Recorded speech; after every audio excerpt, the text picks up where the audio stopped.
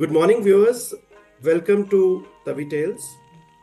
और आज हम हैं तवी टेल्स की एपिसोड 67 में। और एपिसोड 67 में आज फिर से अकेले करने का, because doctor Vikas is stuck somewhere. Then he requested that हमने टाइम दिया हुआ था सुनंदा जी को। और आपको जान के काफ़ी अचरज होगा कि सुनंदा जी के साथ हम एक बार पहले भी करने की कोशिश कर रहे थे। अनफॉर्चुनेटली नेटवर्क ठीक नहीं था वहाँ पे। Then we postponed it. फिर ये काफ़ी बिजी रही अपने काम में, and finally today we got this opportunity to cover her. So today it's episode 67। और आज हमारी खास गेस्ट जो है उनका नाम है सुनंदा खजूरिया जी। ये पैदा हुई थी पैंथल में। पैंथल एक बहुत ही खूबसूरत जगह है जम्मू के करीब ही। और ये पैंथल से हमारी दूसरी गेस्ट हैं। उससे पहले शिव निर्मोही जी ऑलरेडी पैंथल से हमारे साथ कवर एक बार हमारे को ऑनर कर चुके हैं with his presence on Tawi tales. ये हमारी दूसरी गेस्ट है वहां से। Panthal where mornings arise softly over hills and life moves with dignity and depth.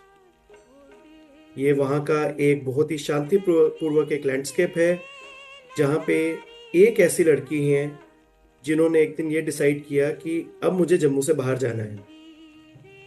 तो सुनंदा जी जम्मू से बाहर गई दिल्ली, दिल्ली से बाहर गई बीजिंग, बीजिंग से वुहान। वो सबने सुना ही होगा 2019-2020 में वहाँ से काफ़ी virus, not to use that word again because it was unfortunate for the global landscape भी।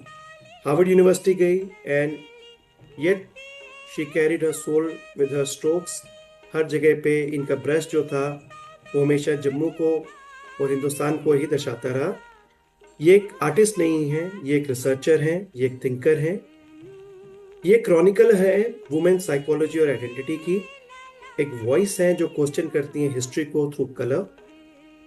PhD from Wuhan university of technology. She is a fellow of Mittal institute eight Harvard. National award she has receive from the Chinese government. और इनकी exhibitions पूरे Asia, Europe और उसके आगे भी लगती हैं। और आप दर्शकों को ये जान के बहुत ही प्राइड होगा, एक बार while I was doing some research on Sunanda ji and I came across few of her paintings। तो जीरो गिनने में काफ़ी टाइम लगा अगर आप उसको इंडियन करेंसी में कन्वर्ट करेंगे डॉलर्स को।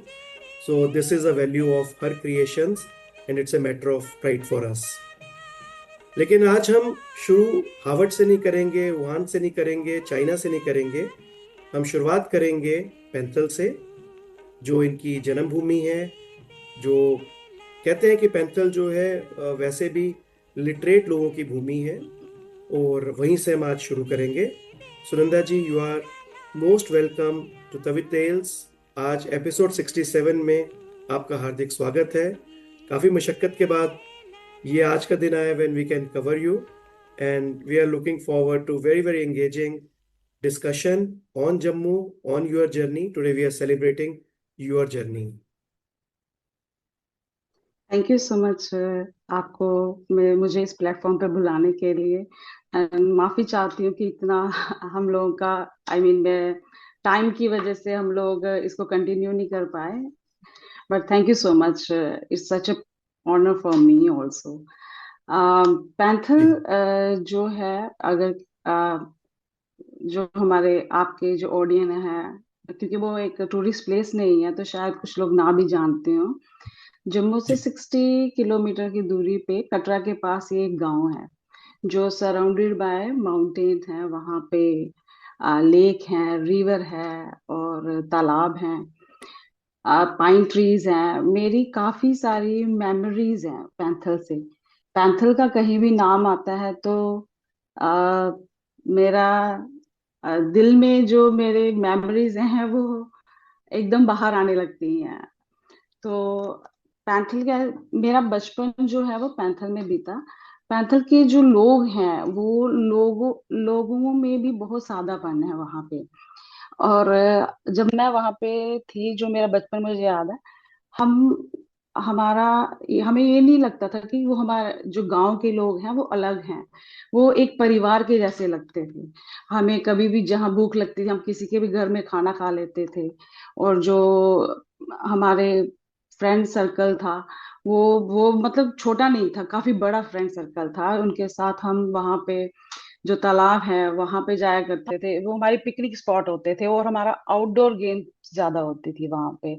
यहाँ वहाँ देवी पिंडी है, वहां जाते थे। जो नहर के पगडंडी है उस पे चलते हुए पाइन ट्रीज को देखना, मंकीज को देखना, बर्ड्स को ऑब्जर्व करना, तो वो एक इंस्पिरेशन थी। और मुझे उस टाइम ये नहीं पता था कि ये इंस्पिरेशन किस तरफ लेके जा रहे, बट मैं ऑब्जर्व करती थी उन चीजों को। फिर वहां पे जो वाटर लेक थे, तो उन पे हम जाके वहां पे नहा, जैसे बच्चे होते हैं शरारतें करते हैं, वो भी करते हैं। वो सारी मोमेंट्स याद हैं जिसको मैंने, एक पेंटिंग है स्प्रिंग बाथ। जब मैं यहाँ चाइना में आई थी, चाइना गई थी पीएचडी के लिए, तो यहाँ स्प्रिंग बाथ बहुत फेमस था। तो मैंने उसको जो मेरी ओल्ड चाइल्डहुड मेमोरीज थी उनको रिप्रेजेंट किया था स्प्रिंग बाथ के थ्रू। फिर हम लोग जब पैंथल में थे, हमारे अ, हम हम ये कह सकते हैं कि पैंथल जो मेरे लिए, जो वहाँ की माउंटेन्स थी ना, वो स्टिल मेरे काम में जो है एक परमानेंट फिक्स सिंबॉलिक इमेजरी है, इसको मैं यूज करती हूँ काम में, जो आज भी है। तो वो एक बहुत स्ट्रॉन्ग इम्पैक्ट है मेरे माइंड में। जो अर्लियर शुरू के मेरे काम थे, जैसे road goes to the village, red bridge, जो हम अक्सर जाया करते थे, रिवर के पास में मेरे कजन्स के साथ में, उनके साथ मेरा काफी समय बीता। जब जम्मू में आए तो वो दोस्त पीछे छूट गए। वो एक अकेलापन भी हो गया, क्योंकि हम थोड़ा एक नई जगह जाते हैं तो आपको एक नया स्ट्रगल होता है, नए चैलेंजेस होते हैं। तो जैसे कि मेरी मम्मी जब पैंथल में थी, तो स्कूल जाने से पहले मुझे मतलब फिश को खाना खिलाने के लिए आटे के बॉल्स देती थी। तो वो हम वहां जाके डालते थे वहां पे। तो वो जो फिश थी वो सिर्फ वहां तक सीमित नहीं रही मेरे काम में। आज भी अगर मेरे काम को देखेंगे तो फिश जो है वो ये जो एक जर्नी है चाइल्डहुड की, जो अभी तक वो मेरे काम में दिखती है अभी भी। तो वो एक टाइम ट्रैवल करता है। तो क्योंकि हम जब फिश को देखते हैं एक मूवमेंट होती है टाइम में, तो वो जो एक फ्रोजन टाइम है, उस टाइम की जो वाइब्रेशंस हैं उसको कवर करती हैं। तो ऐसे उस जो वहाँ का नेचर है उसने काफी इंस्पायर किया। मुझे लगता है कि मैं बहुत फॉर्चुनेट हूँ कि मेरा जन्म जो है वो पैंथर जैसी जगह में हुआ, जिसने वो एक स्प्राउट था इंस्पिरेशन का, जिसको बाद में वो एक कला का नाम, मैंने उसको अपने काम में, अपनी मेमोरीज जो इतनी स्ट्रॉन्ग मेमोरीज हैं उनको लेके काम किया। बहुत बढ़िया सुनंदा जी। और जिस तरीके से आपने अपने चाइल्डहुड को एक्सप्लेन किया, आपने जो हमारे एक अपना जम्मू का डोगरा कल्चर है कि अगर हम मानसर चले जाएं या हम किसी भी ऐसी लेक पे चले जाएं तो आटा जरूर मछलियों को खिलाते हैं।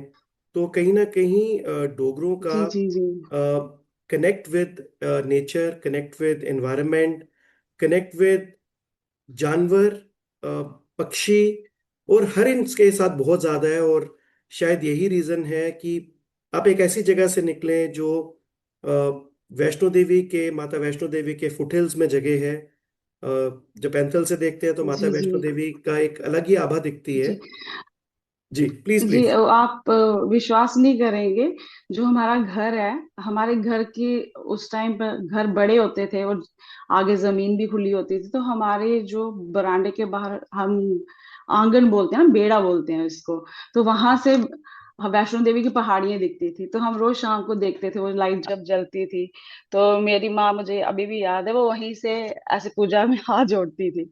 तो काफी सारी यादें हैं उसको, वर्ड्स में बयान नहीं कर सकते हैं। काफी अच्छी बिल्कुल। स्ट्रांग और हेल्दी एटमॉस्फेयर रहा। मुझे लगता है कि अगर ऐसा बचपन किसी का भी हो तो कोई भी आर्टिस्ट जरूर बनेगा। क्योंकि नहीं नहीं। और जी, इतनी इंस्पिरेशंस है वहां उस जगह में सीखने नहीं, के लिए। जरूर होंगी सुनंदा जी, क्योंकि जिन दो लोगों को मैं जानता हूँ, एक आप और एक पद्मश्री शिव निर्मोही जी, दोनों ही शिरमा जी। क्रिएटिविटी और इनोवेशन में बहुत आगे हैं। अपने बहुत दोनों ने नाम कमाया है।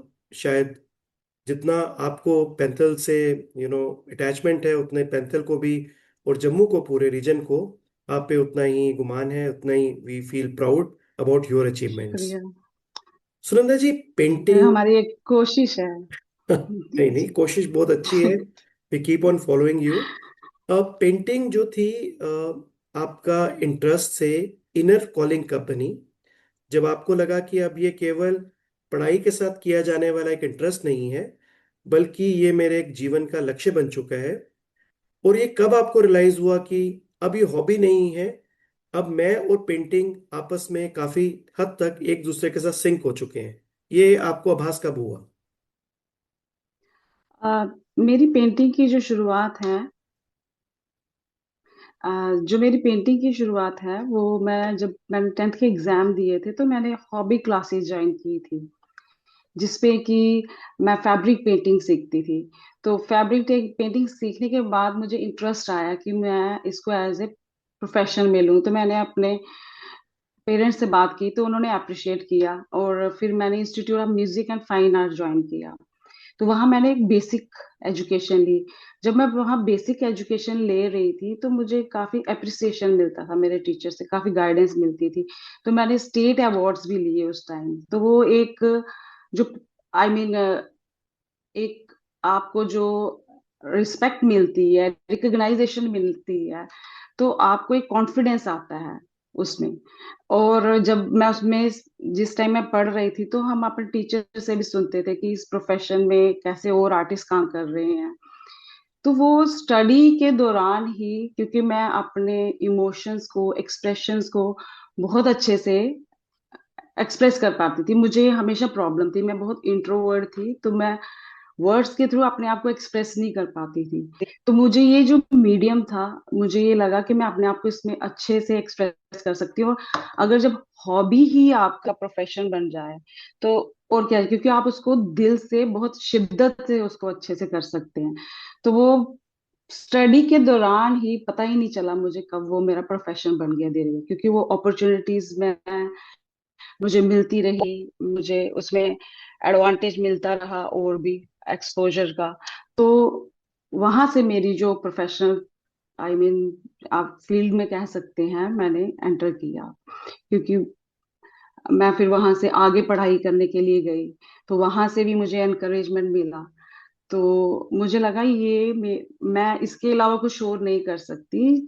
मैं इसी चीज को, जो मेरा हॉबी है, उसी को मैं पैशन करूँ, तो मैं ज्यादा दिल से और अच्छे से काम कर सकती हूँ इस फील्ड में। तो यही एक मेन तो मतलब बढ़िया। फाउंडेशन थी प्रोफेशनलिज्म में। और अगर आप जैसे 25-30 और इंट्रोवर्ट हो जाए ना जम्मू रीजन के अंदर, जो इंट्रोवर्ट होने के बाद भी दिल्ली में जाके जिन्होंने इतना अच्छा कार्य किया, हार्वर्ड तक पहुंच गए, चाइना जिनका आना जाना है, और पीएचडी वहां से करने के बाद one of the acclaim painter, और चाइनीज गवर्नमेंट ने आपको सम्मानित किया है, तो मेरे ख्याल से 25-30 में इंट्रोवर्ट और चाहिए रहेंगे जम्मू में, तो शायद बाहर जाके काफी नाम कमा पाएंगे। Sunita ji, IMFA Jammu to MFA at college of art Delhi, ये ट्रांजिशन आपकी आइडेंटिटी को और आपके कला को एक आर्टिस्ट के रूप में इसने कैसे निखारा? जब मैं जम्मू में थी तो हमें एक बहुत बड़ा चैलेंज था, हमारे पास इतनी बुक्स नहीं होती थी और ना ही लाइब्रेरी थी। बट हम्म। जब मैं दिल्ली में पढ़ने के लिए गई तो वहाँ एक्सपोजर बहुत बड़ा था, एक्सपैंड हो गया वो एरिया, क्योंकि वहाँ लाइब्रेरीज बहुत ज्यादा। हमारा जो कॉलेज ऑफ आर्ट था वहाँ पे भी लाइब्रेरी अच्छी थी। ललित कला हो गया, वहाँ NGMA हो गया। तो पढ़ने के लिए काफी कुछ मिला। और जो मैगजीन्स आती थी, इंटरनेशनल मैगजीन ललित कला में, उसके थ्रू बाहर क्या हो रहा है उसका भी पता चलता था। और फिर जो गैलरीज थी, गैलरीज में शोज चलते रहते थे, जो आर्टिस्ट थे आई मीन कंटेम्प्रेरी आर्टिस्ट थे, उनका काम देखते थे, उनके काम से सीखते थे, काफी लर्निंग बहुत अच्छा रहा वो। तो वो जैसे नेशनल म्यूजियम है, दिल्ली में, उसमें जो हिस्ट्री है उसको एक्सप्लोर किया, क्योंकि हम बुक्स में पढ़ते थे, हमारे पास एक ही किताब होती थी एक स्टूडेंट के पास, वो किताब सभी उसी किताब से पढ़ते थे हम लोग, नोट्स बनाते थे। बट दिल्ली में ऐसा नहीं था, क्योंकि बहुत ज्यादा बुक्स थी। जब बुक्स ज्यादा होती है तो नॉलेज भी ज्यादा। अभी तो इंटरनेट है, तो आप कुछ भी एक घर में बैठ के एक रूम में काफी कुछ पढ़ सकते हैं एक ही जगह। बट हमें भी रुचि आती थी कि हम भी अपने कामों को एग्जिबिट करें। तो मैंने भी काम दिखाना शुरू किए गैलरीज में, मुझे भी अपॉर्चुनिटीज मिली। जैसे मैंने आर्ट हेरिटेज से अपनी जर्नी शुरू की, वहाँ काम एग्जिबिट किया। कृष्णा आर्ट गैलरी है, वहाँ एग्जिबिट किया। ओबराय में एक बार मेला लगा था, वहाँ पे आर्ट मेला, तो वहाँ पे भी मैंने काम एग्जिबिट किए। तो वो जो एक अपॉर्चुनिटीज थी, उससे मुझे और कॉन्फिडेंस आया एज एन आर्टिस्ट। क्योंकि आप जब काम एग्जिबिट करते हैं, लोगों से बात करते हैं और उनके व्यू पॉइंट आपको पता चलता है, तो आपको क्रिटिसिज्म भी मिलता है, एप्रिसिएशन भी मिलता है। तो दोनों चीजों ने एक प्रोफेशनलिज्म, जो प्रोफेशनल आर्टिस्ट बनने की एक नींव रखी उस टाइम पे। तो वहां से काफी कॉन्फिडेंस आया मेरे को। बहुत बढ़िया। और इसके साथ ही डॉक्टर विकास ने भी हमें जी। ज्वाइन कर लिया है। तो डॉक्टर विकास, हम थैंक आपको यू। मिस कर रहे थे, और वी वर वेटिंग कि आप आएंगे। तो हमने थोड़ा और वेट किया, तो हमें लगा कि अब आप अपना काम खत्म करके ही वापस ज्वाइन कर पाएंगे। और लकीली आप बहुत सही समय पे आए, और हमने अभी पॉडकास्ट शुरू किया। अ, आपने रिसर्च किया है चाइना में, एडवांस रिसर्च, और फिर आपने पीएचडी की पैंथल से जी जी दिल्ली, दिल्ली से चाइना। ये एक बहुत बोल्ड डिसीजन था शायद। अ, क्या ये जी एक आर्टिस्टिक क्यूरियोसिटी थी, या एक इंटेलेक्चुअल चैलेंज था कि मैंने ऐसी जगह पे जाके करना है पेंटिंग, जो मैं पर्सनली मानता हूँ कि जितना समृद्ध हिंदुस्तान का आर्ट है, उतना ही समृद्ध चाइना का भी अंदर उतना ही पुराना आर्ट है। जबकि सिल्क के ऊपर वो ब्रश की टेक्निक से काम करते थे, या वो राइस शीट्स बना के काम करते थे उस पे पेंटिंग का। ये भी बहुत पुराना एक हमारा एक चाइना और इंडिया का अगर कला की बात की जाए तो काफी हद तक कहीं ना कहीं एक्सचेंज हुआ है, इसके अंदर कला का भी और कल्चर का भी। तो ये कैसे आपने इतना बोल्ड डिसीजन लिया सुनंदा जी? अगर मुझे भी आज लेना हो तो मेरे लिए बहुत डिफिकल्ट है कि जम्मू से सीधा चाइना जी। पहुंचना फॉर डूइंग योर पीएचडी। नहीं, चाइना जाने से पहले मैं काफी सारी कंट्रीज में ट्रैवल कर चुकी। जैसे ऑस्ट्रेलिया, मुझे रेजिडेंसी अवार्ड मिला था इटली से, वहां गई थी। यूरोप में डेनमार्क में मैंने काम एग्जिबिट किए थे, और अफ्रीका भी गई थी। तो मैं वेस्टर्न आर्ट की स्टडी एक्चुअली, जब हमारी जो हम मास्टर या ग्रेजुएशन करते हैं, तो हमारी जो स्टडी का बेस है वो वेस्टर्न आर्ट है और इंडियन आर्ट है। वो लेकिन मैंने जो हमारी नेबर कंट्रीज थी उनको एक्सप्लोर नहीं किया था। जी। हम्म। तो मुझे इंटरेस्ट था जो हमारे नेबर कंट्रीज हैं वहाँ का आर्ट क्या है, वहाँ क्या हिस्ट्री है। तो जो कि यहाँ पे काफी कम बुक्स थी, तो मैंने अप्लाई किया जापान में, चाइना में, साउथ कोरिया, सिंगापुर। बट मुझे जो फर्स्ट कॉल है वो चाइना से आई। तो मुझे एक आर्ट रेजिडेंसी अवार्ड मिला था, जिसके लिए मैं 2 मंथ के लिए वहां पे गई थी। तो वो पहली बार था जब मेरा चाइनीज आर्ट से एनकाउंटर हुआ। तो मैं नो वरीज, अच्छा। Continue continue. ओके। जी।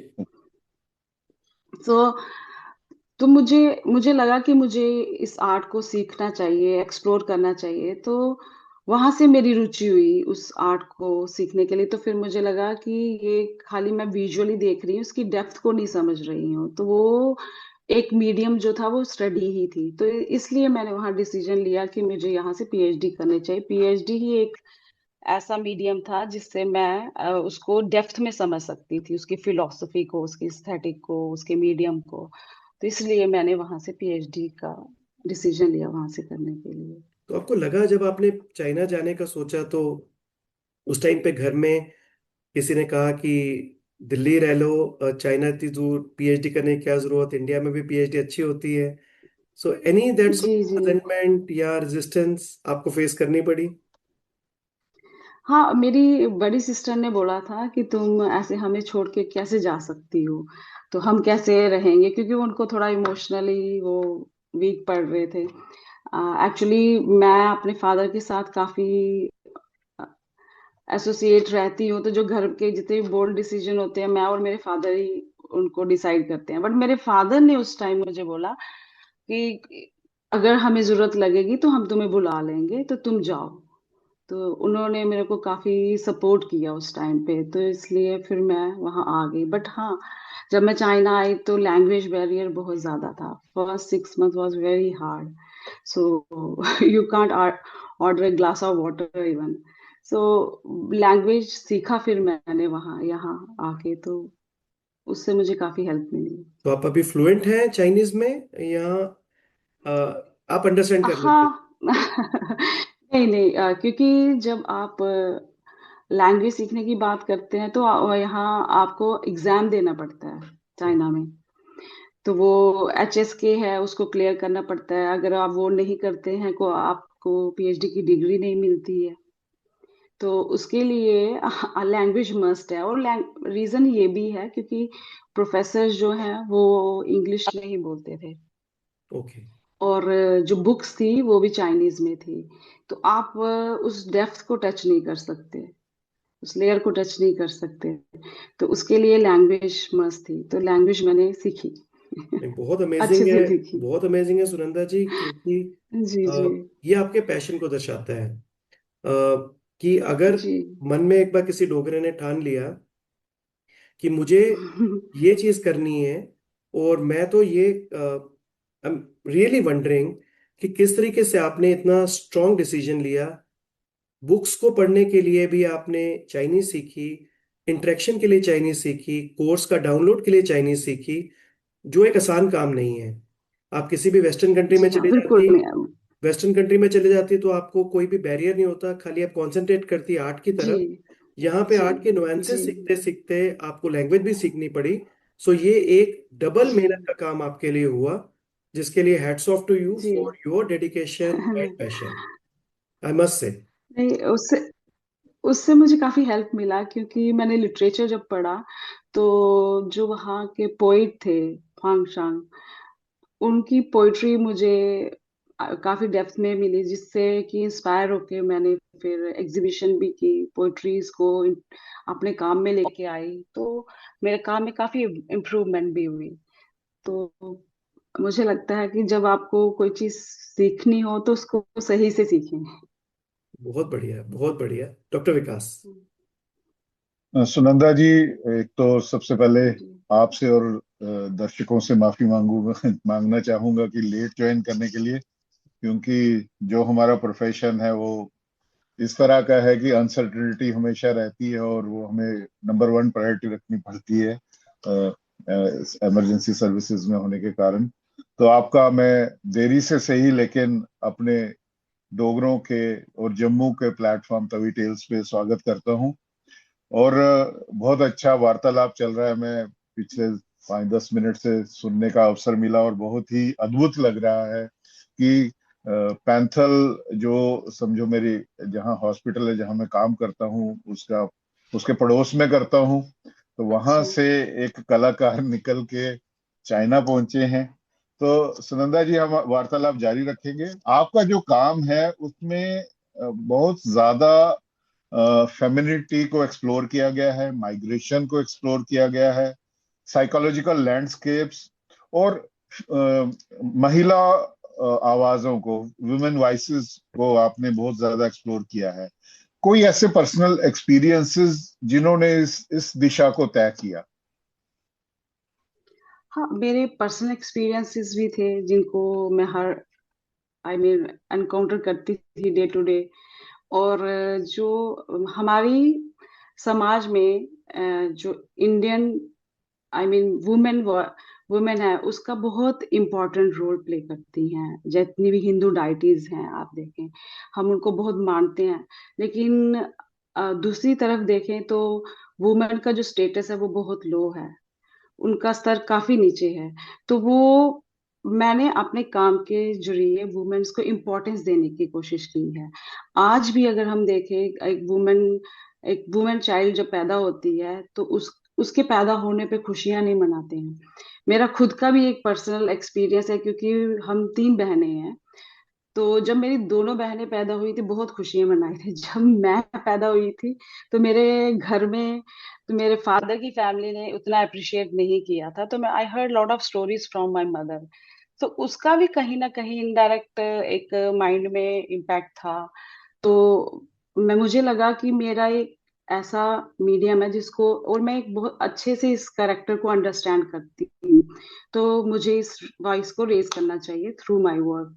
और माइग्रेशन का जो रीजन है उसके, क्योंकि मैं एक छोटी जगह से, गांव से उठ के शहर में गई और शहर से उठ के बिग सिटीज में गई।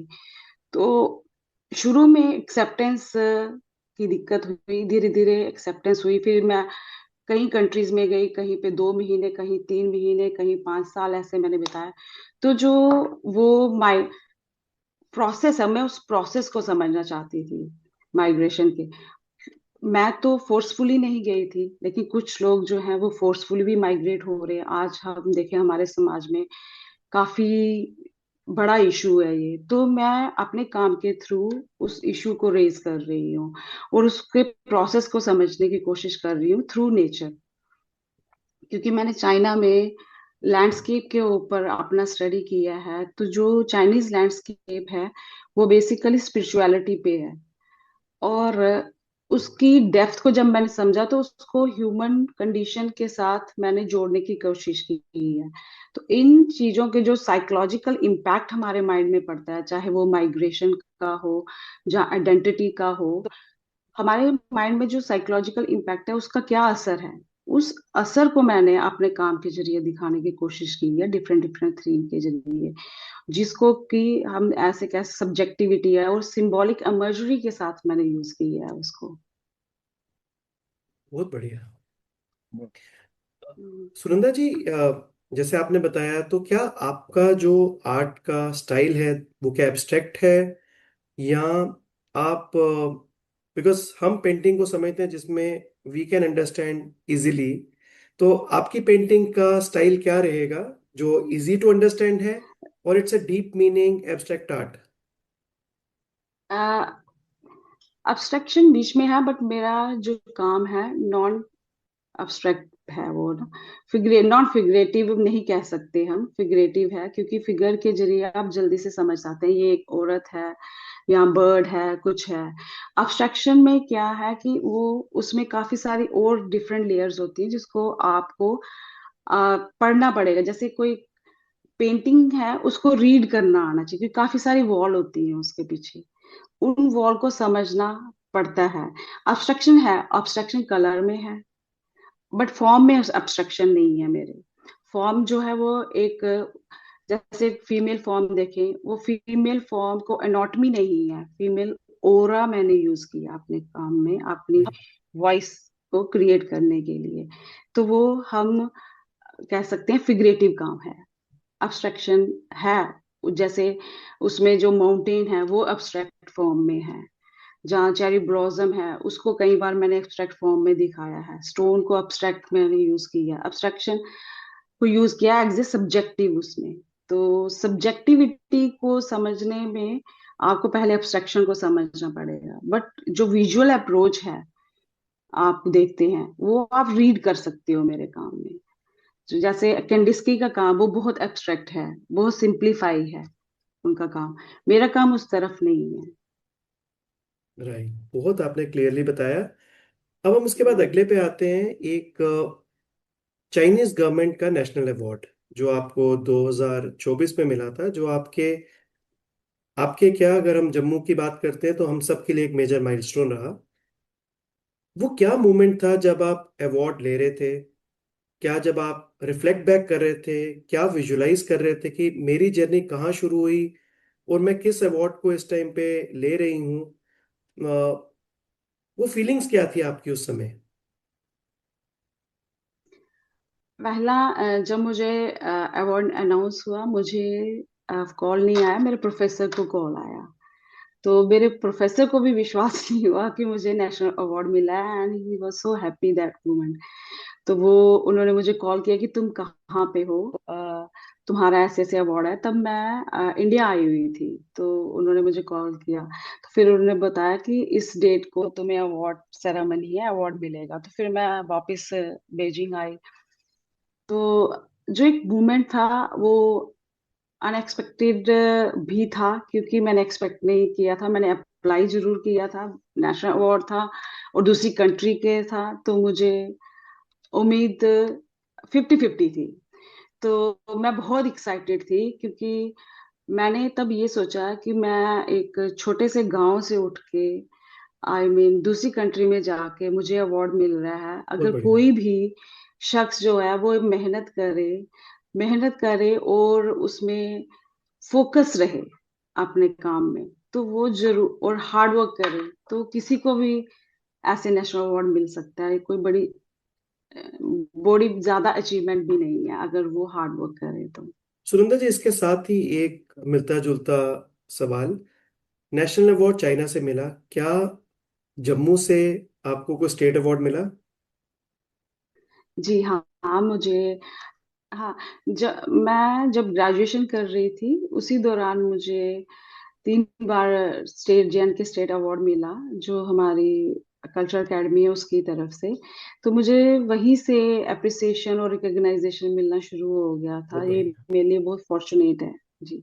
तो बस अब और वेट है फिर जब नेशनल मैं अवार्ड का।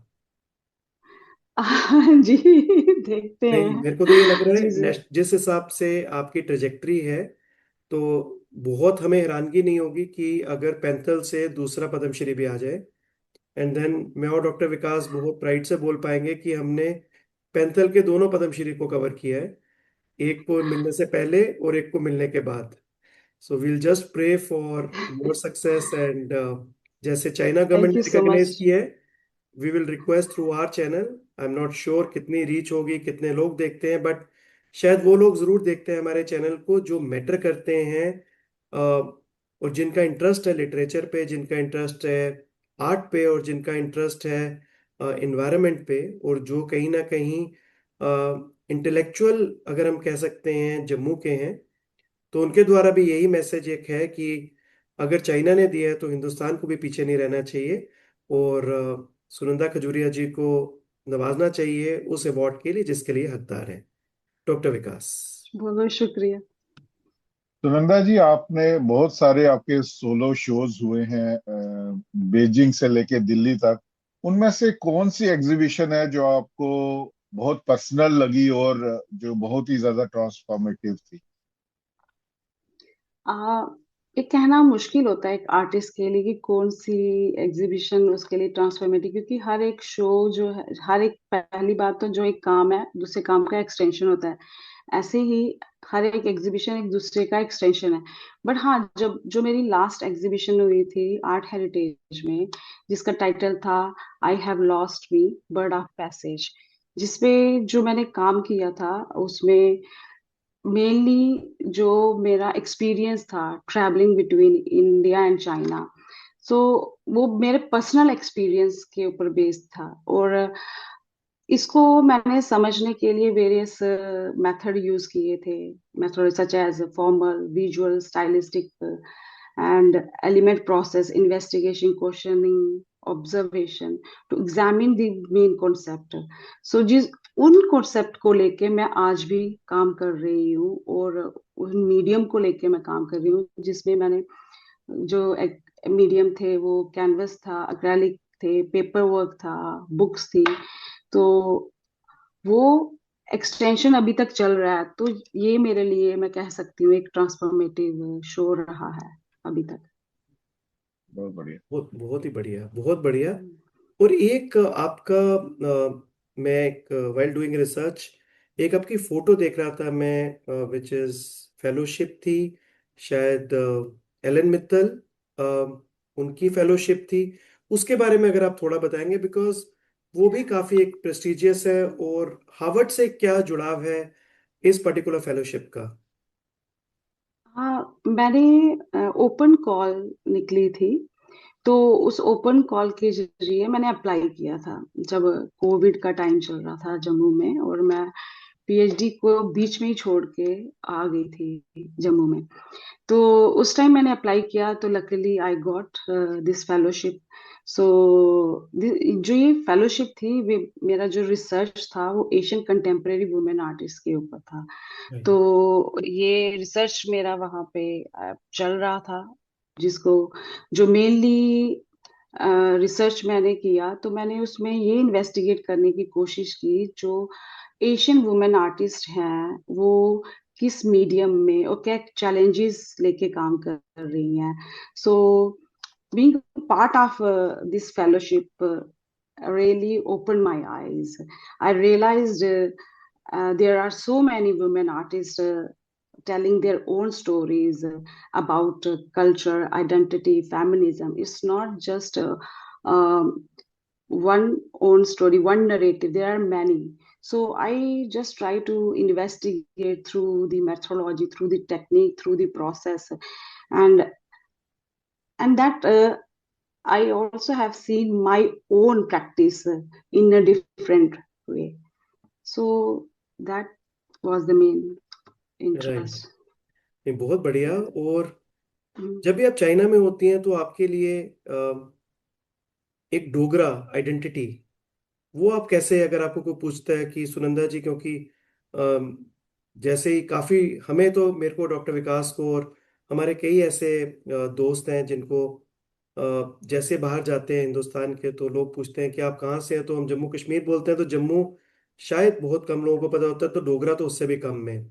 तो आपके साथ जी कभी जी ऐसा जी। इंस्टेंस हुआ है कि आपने बोला जी मैं जम्मू कश्मीर से हूँ, तो वो 2 मिनट के लिए आपको या तो हिमाचली कंसिडर कर रहे हो या आपको कश्मीरी कंसिडर कर रहे हो, बट आपको डोगरा कंसीडर करने में उनको कुछ समय लगा हो? जी हाँ, ये इंडिया से बाहर नहीं, ये इंडिया में भी बहुत बार होता है। मैं जब दिल्ली में पढ़ने आई थी, तो कोई भी मुझे डोगरा कंसिडर नहीं करता था। वो सब मुझे लगते थे कि कश्मीरी है। दे ऑलवेज एड्रेस कश्मीरी लड़की है। तो फिर मुझे उनको बताना पड़ता था, मैं वहाँ पे दो कम्युनिटीज हैं, कश्मीरी है, डोगरा है। मैं जम्मू रीजन से हूँ, तो मैं डोगरा कम्युनिटी से बिलोंग करती हूँ। तब उनको जाके फिर पता चला, फिर थोड़ा सा अपने कल्चर के बारे में बताते थे। तो फिर उनको समझ में, फिर मैं उनको बोलती थी आप जम्मू में आए तब आपको पता चलेगा कि डोगरा कल्चर क्या है। और आई मीन फिर मैं अपने आप विश्वास नहीं करेंगे, जब मैं हंजो में थी, जब एडवांस रिसर्च कर रही थी, तो मुझे मेरे वहाँ जो प्रोफेसर थे उन्होंने खाने पे बुलाया। तो मुझे इंडियन खाना बनाना था। मुझे उतना अच्छा तो नहीं आता, क्योंकि तब तक मैं उतना खाना बनाने में माहिर नहीं थी। तो मैंने वहाँ बनाया, राजमा बनाए और अम्बल बनाया। And they really liked rajma अम्बल। और मैं, जबकि जो मेरे हस्बैंड हैं वो गुजराती हैं, राइट। तो वो लोग, उनके घर में अब हर संडे राजमा और अम्बल बनता है। वाह। तो तो ये, जैसे हमारे यहाँ क्यूर बहुत फेमस है। Cure, right. कोई घर में आता है क्यूर और दही देते हैं, तो मैं अपने ससुराल में भी अब वो इंट्रोड्यूस किया है कि कोई आए क्यूर, वो चीनी के साथ में हम वो देते हैं। तो कल्चरल एक्सचेंज होते हैं। बिल्कुल बिल्कुल। एक इसी के साथ हम्म। एक क्वेश्चन है जो मेरी इंक्विजिटिवनेस है थोड़ा, ये हमारे यहाँ पे आप जहाँ से निकली हैं वो एक शक्ति का स्थान है, राइट। एंड जी कहीं ना कहीं नारी शक्ति से बहुत ज्यादा वो है, क्योंकि माता वैष्णो देवी हमारे बिल्कुल आपके पैंथल के बिल्कुल सामने। अगर दूसरी साइड पे जी। चले जाए, माँ सुकराला है। जम्मू में आते हैं तो बावे वाली माता है। अगर हम देखते हैं तो हर तरफ, अगर जम्मू में, तो कहीं ना कहीं नारी शक्ति जो है उसको देवियों के रूप में हमेशा पूजा जाता है।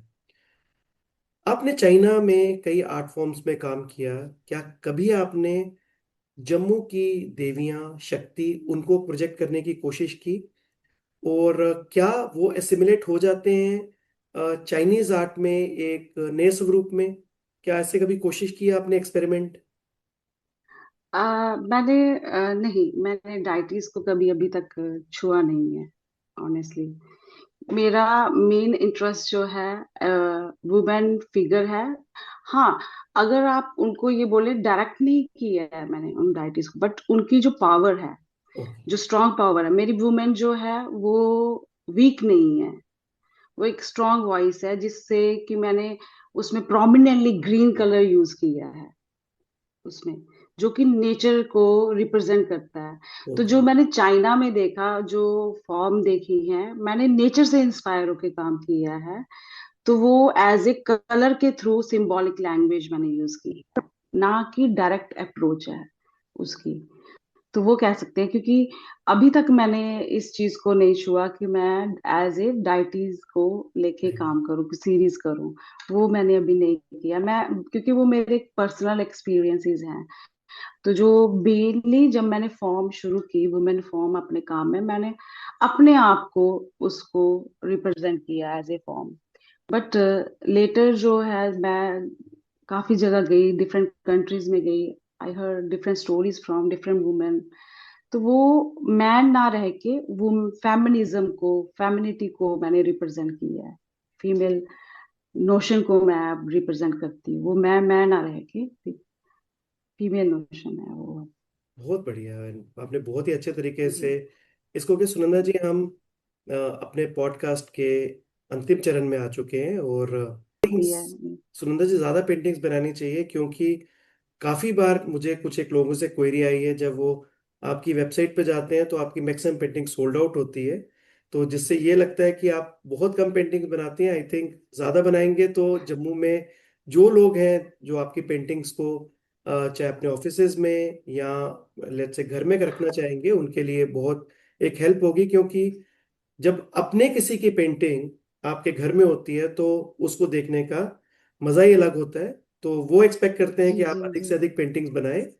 और इसके साथ ही जी। सुनंदा जी, हम अपने आखिरी चरण पे आ चुके हैं।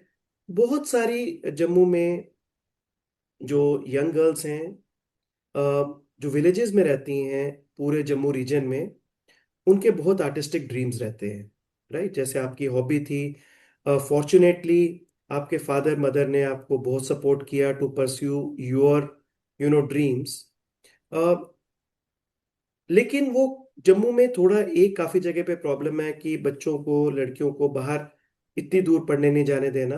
What would you tell them and their parents about courage, education and believing in their voice? कि अगर उन्होंने ठान लिया है तो पेरेंट्स को साथ देना चाहिए, जैसे आपको साथ मिला। जी फ्यूचर में अगर आप अपने एक दो शब्द उनके लिए, पेरेंट्स के लिए बोलेंगे, कल्मिनेटिंग योर जर्नी, तो हमारे लिए ये होगा कि बहुत सारी सुनंदा ना केवल चाइना में बल्कि विश्व के विभिन्न स्थानों में जाके नेशनल अवार्ड लेके जम्मू को गौरवान्वित कर सकती हैं।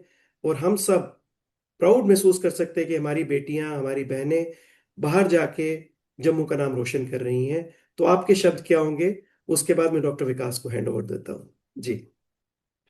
सबसे पहले तो मेरी, चाहे वो बच्चियां हो, जहाँ आई मीन लड़कियों या लड़कियों, उनको स्टडी पे फोकस करना चाहिए। क्योंकि आजकल के टाइम में काफी सारे प्लेटफॉर्म है जहाँ आप मिसगाइड हो जाते हैं, और सोशल मीडिया की तरफ ज्यादा या वीडियो गेम ज्यादा। तो उनको पहले फोकस करना चाहिए अपनी स्टडी, क्योंकि स्टडी जो है वो बैकबोन है, उसके बिना आप कुछ नहीं कर सकते हैं। तो अपनी जो मेन एजुकेशन है, बेसिक एजुकेशन है, उसको अच्छे से लें, अच्छे से पढ़ाई करें, हार्ड वर्क करें, अपॉर्चुनिटीज को ढूंढते रहें, चाहे वो फेलोशिप हो, स्कॉलरशिप हो, कोई कंपटीशन हो, उसको जरूर अप्लाई करें। अप्लाई करने का मतलब सिर्फ यही नहीं है कि हमें उसको, हमें मिलना ही चाहिए। आप जब कोई भी एप्लीकेशन अप्लाई करते हैं तो उसके प्रोसेस को समझते हैं। वो एक शुरुआत होती है आपकी लाइफ में आगे बढ़ने की। तो वो जरूर करें। और पेरेंट्स को अपने बच्चों पे, चाहे वो लड़की हो लड़के हो, ट्रस्ट करें कि वो अगर कुछ कह रहे हैं उसकी वॉइस को सुने। क्योंकि आज उसकी जो हॉबी है, अगर वो हॉबी को आपने अभी सपोर्ट नहीं किया, अगर वो किसी और पैशन में चले गए, प्रोफेशन में चले गए, तो वो उस शायद उस उतने अच्छे से ना कर पाए। और बहुत बार मैंने देखा है, काफी लोग उनकी हॉबी कुछ और होती है, प्रोफेशन कुछ और बन जाता है, तो वो कंफ्यूज रहते हैं, वो उतने शिद्दत से उस चीज को नहीं कर पाते हैं। हमारे समाज में लड़कियों को आगे काम करना बहुत जरूरी है, क्योंकि फीमेल का बहुत बड़ा कंट्रीब्यूशन रहता है समाज को आगे लाने में। जब कोई फीमेल काम करती है, चाहे वो फाइनेंशियली सपोर्ट हो या दूसरी तरीके की सपोर्ट हो, वो सिर्फ एक घर को, स्टेट को, कंट्री को ही नहीं, मतलब उसका कंट्रीब्यूशन रहता है, सिर्फ घर के बाहर, अंदर ही नहीं, बाहर भी। तो वो, उनको फाइनेंशियली इंडिपेंडेंस बहुत जरूरी है, मेरा कहने का जो मेन बात है। उनको फाइनेंशियली इंडिपेंडेंट बनाए ताकि उनका कंट्रीब्यूशन हो हमारे समाज में। तो उसके लिए पेरेंट्स का योगदान बहुत जरूरी है। जैसे मेरी लाइफ में आज मैं जहां पर भी हूँ, मेरे पेरेंट्स का बहुत बड़ा कंट्रीब्यूशन, स्पेशली मेरे फादर का, क्योंकि उनका विश्वास था कि मैं कुछ कर सकती हूँ। अभी भी उनको विश्वास है कि मैं कुछ कर पाऊंगी दूसरों के लिए भी। तो मुझे लगता है अगर वहाँ और जो सुन रहे हैं मुझे, उनके पेरेंट्स को अगर ट्रस्ट होगा अपने बच्चों पे, तो वो जरूर कुछ करेंगे। तो उनको सुने, वो क्या चाहते हैं। और कोई भी फील्ड छोटी और बड़ी नहीं होती है, हम उसको छोटा और बड़ा करते हैं। बहुत बढ़िया, बहुत बढ़िया, बहुत बढ़िया। सुरेंद्र जी, आपके ये सारा जो आपने बोला है, ये एक एक्सपीरियंस से आता है, ये एक सक्सेस से आता है। बिकॉज जब आप अपने पैशन को ही अपना प्रोफेशन बनाते हैं तो सक्सेस जो है वो आपके पास आएगा ही आएगा, जो आप उसकी एक जीती जागती उदाहरण है। और बहुत बहुत शुक्रिया आपका कि आपने, मुझे पता है कि आप इस समय कितना समय हुआ है, काफ़ी लेट है आपको, और आपको काफ़ी काम भी हैं, बट आपने फिर भी अपना समय निकाला। और तवी टेल्स के लिए, हम सब के लिए, दर्शकों के लिए, और आपकी लाइफ जर्नी पैंथल से स्टार्ट होके चाइना तक, चाइना में अवार्ड लेने तक, जम्मू ने भी आपके पूरे इस कला को काफी सराहा, जिससे आपको जम्मू में भी स्टेट अवार्ड मिले। क्योंकि बहुत कम, मैंने क्वेश्चन इसलिए पूछा था वो, क्योंकि बहुत कम लोग ऐसे मैंने देखे हैं कि वो बाहर से अवार्ड लेके आते हैं लेकिन उनकी जन्मभूमि उनको उतनी सराहना नहीं देती। लेकिन वो आपके केस में नहीं है। आपके केस में बस एक ही बीच की लेग जो है वो कवर्ड नहीं है, जो नेशनल अवार्ड है, जिसके लिए भी डॉक्टर विकास बहुत अच्छे तरीके से सारी भगवानों को इकट्ठे करके एक ऐसा आशीर्वाद देते हैं। और आप तो वैसे भी जम्मू की बेटी और थैंक जम्मू यू। की बहन है, तो इनके आशीर्वाद वैसे भी मल्टीप्लायर इफेक्ट के साथ आएगा। तो अधिक समय ना लेते हुए मैं डॉक्टर विकास से ये आग्रह करना चाहता हूँ कि आप वोट ऑफ थैंक्स के साथ, अपनी ब्लेसिंग के साथ, तवी टेल की ब्लेसिंग के साथ, आप आज के एपिसोड 67 का एक शुभ आरंभ कहूंगा, शुभ अंत नहीं कहूंगा, क्योंकि अगली बार भी हम इन्हें कवर करेंगे पद्मश्री मिलने के उपरांत। Doctor Vikas. So much. Sunanda ji, lot of wishes. Sunanda ji, आपका बहुत बहुत थैंक यू। स्वागत है पूरी तवी टेल्स टीम की ओर से। माता वैष्णो देवी के चरणों में जो स्थान है पैंथल गांव, जो वहां पे आप वहां को बिलोंग करती हैं, तो माता की ब्लेसिंग्स जी तो जी। आपके अंग संग थैंक हमेशा यू। रहती हैं। जी जी। मैं जी प्रार्थना जी जी। करूंगा बावे वाली माता से, अपने कुल देवी कुल देवताओं से, कि वो आपको ढेर सारा आशीर्वाद दे, और ये नेशनल अवार्ड जो है, जो पद्म श्री है, आपको जरूर मिलेगा। हमारी पूरी प्रार्थना है सभी देवी देवताओं से। आपका बहुत बहुत धन्यवाद। और क्योंकि आपकी जर्नी इंटरनेशनल रही है, तो थोड़ा सा बदलाव लाते हुए मैं थोड़ा चाहूंगा कि अंग्रेजी में मैं अपना वोट ऑफ थैंक्स दूं। So, Sunanda ji, today's episode was not about geography, it was about journey. From Panthel's calm mornings to Harvard's academic corridors, from local brushes to global biennials. You remind us that talent needs roots, but vision needs wings.